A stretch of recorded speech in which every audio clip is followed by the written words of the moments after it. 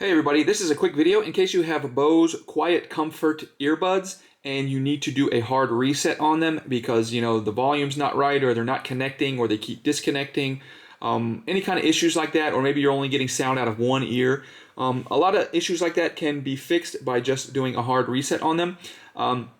So if you do this hard reset, you're going to need to then delete these devices delete these buds from whatever device you have, and then reconnect them. But if that's all good with you, we'll go ahead and proceed. It's a real simple thing to do. All you need to do is, make sure that your buds are in their case and that the case is plugged in.